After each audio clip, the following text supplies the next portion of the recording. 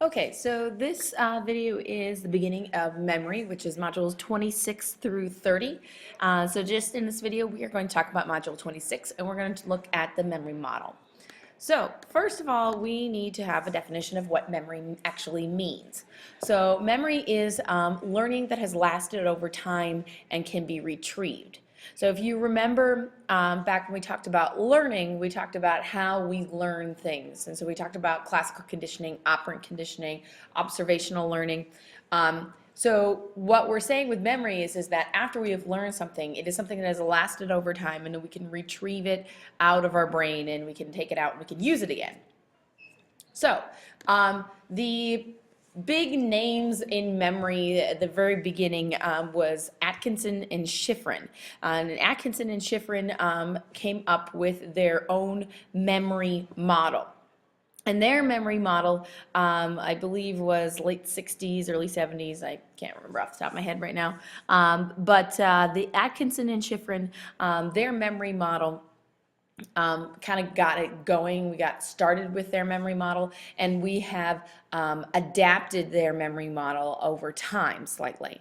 So I wanted to run through their memory model. I know it's in the book and you had to read about it for your homework, but I'm going to kind of explain it. Now, I will tell you that I am going to explain it, and I'm going to use up pretty much this whole black space. So underneath this, where it says Atkinson and Shiffrin's memory model, so I would leave a bit of space up here, and I'm going to start down here with sensory information. Now, I will fill in stuff above that, so just keep that in mind when you're writing this down.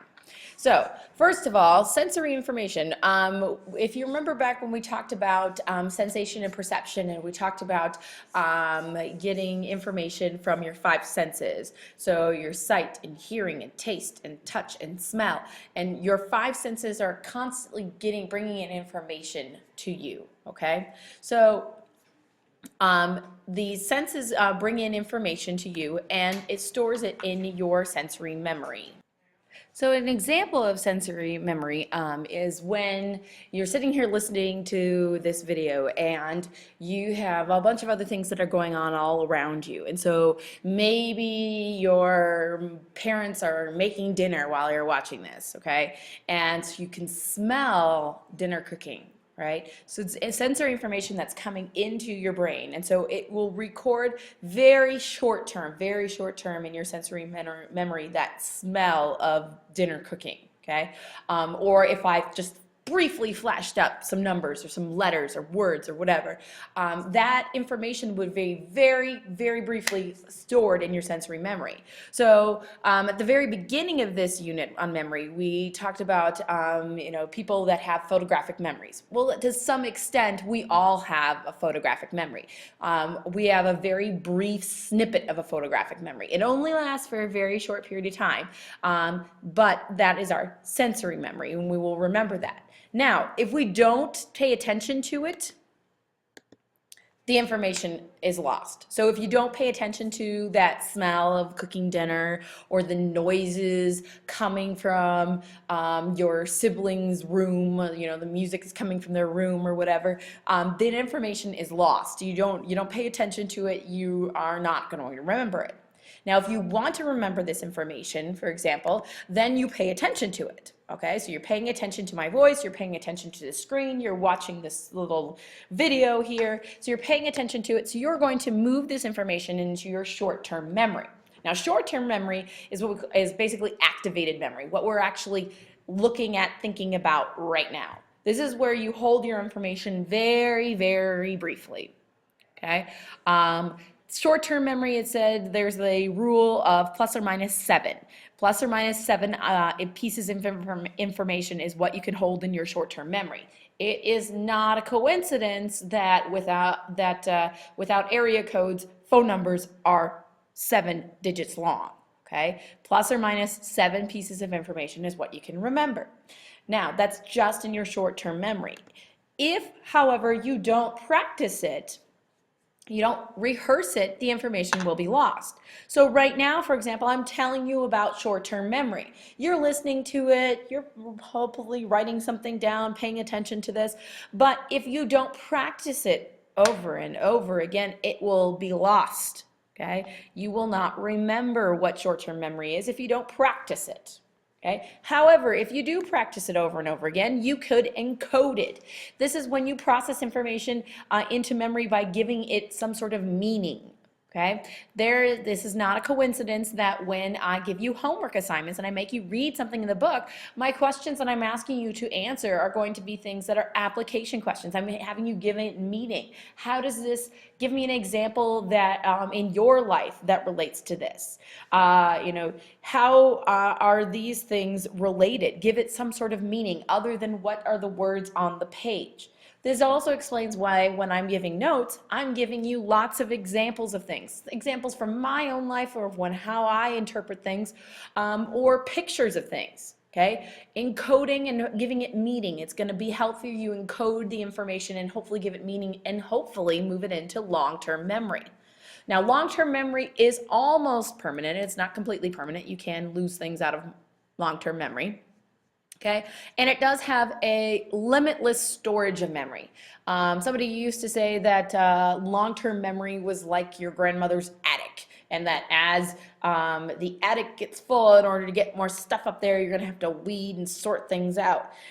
That's not long-term memory. That's not how it works. It's just this giant storehouse, and it's never ending, and it continually adds more things. Now, when we can move on throughout the other modules, what you'll find is that sometimes adding new things makes you forget other things. Okay, but for the most part, long-term memory is going to be pretty permanent. Okay, some information, however, can be lost over time. For example, when you leave the hallowed halls of Bishop Chatard High School, you graduate, you go out into the world, and then 10 years down the road, somebody contacts you and says, hey, we're gonna have a reunion, let's all get together, okay? When you go back for your reunion, what you will find is that there will be people there that you're like, oh my gosh, I haven't thought about you in years, and you'll automatically remember their name. Okay, you'll take that information out of long-term memory, and that's what we call retrieval. It's getting the information out. Oh, yes, I totally remember you. It's Carrie. Oh my gosh, Carrie, how are you? You all of a sudden, it just pops into your brain, you remember, and you're primed, and you see her face, and you remember. Okay, however, some information will be lost over time, and you'll look at that person, and you'll be like, I just don't have a clue. I don't remember you at all. And part of that has to do with, if the more, it has to do with the encoding process. So the more meaning you have, the more meaning you give to a particular individual, okay, the more you encode that particular individual's name, the more you're going to have an easier time retrieving it out of long-term memory. However, if you never really encoded their name, you never really talked to them, you're probably going to lose their name somewhere over time, and you're just going to forget. Now, what this is Atkinson and Shiffrin's model. And this is how it actually looked. The way I have it laid it out here. This is how it actually looked originally. Now, over the years, what they found is that there was some tweaking that some psychologists have done to Atkinson and Shiffrin's model. So the orange that I'm going to add, there's two pieces of information that I'm adding that are orange. Those are going to be the additions after Atkinson and Shiffrin. And for the most part, when we talk about the memory model, we talk about the combined model of Atkinson and Shiffrin's and the additions later on. So one thing that people found is that there is some unconscious processing that goes on, and that it skips from sensory information that's coming into our brain all the way over to long-term memory, and we didn't do anything to actually make us remember it, okay? Automatic processing. For example, if I asked you what you did today, okay, and I asked you all the way from, what did you have for breakfast, where'd you go today, who did you talk to, if you were in school, what kind of subjects did you have today, those are all things that you could probably sit down and tell me those things right now. Okay, without having practiced it, without really even paying attention to it and working at it, okay? So that's what we call unconscious processing. Now, what also we've kind of added and they've changed slightly is that they've changed that short-term memory into now they call it working memory. And working memory is this idea that we are actively processing information. And so it's not It's not the exact same as short-term memory, but a lot of times when people talk about short-term memory, they use working memory and short-term memory as kind of synonyms for each other.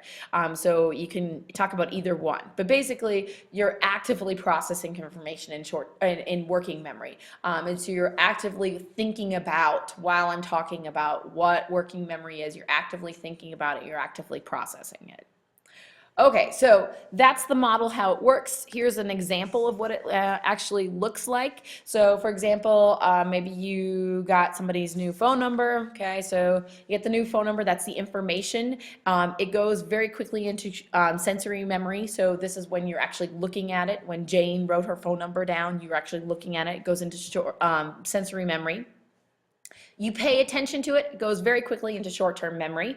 Now, if you rehearse it and you continue to practice it and say 7510579, 7510579, you continually practice it, say it over and over again, rehearse it, okay? If you rehearse it enough times, you'll get it to store in your long-term memory with all these other phone numbers you have for other people. So you have Jane, Jamal, Janie, Jenny, whoever, these are all your phone numbers that you remember in long-term memory. So then later on, okay, a couple days down the line, when you actually want to call Jane, you can retrieve it out of long-term memory and go into short-term memory and then actually call on this very, very old phone. But you get the idea. So that's an example of how memory model actually works. All right, hopefully this is helpful. Let me know if you have any questions about how memory works.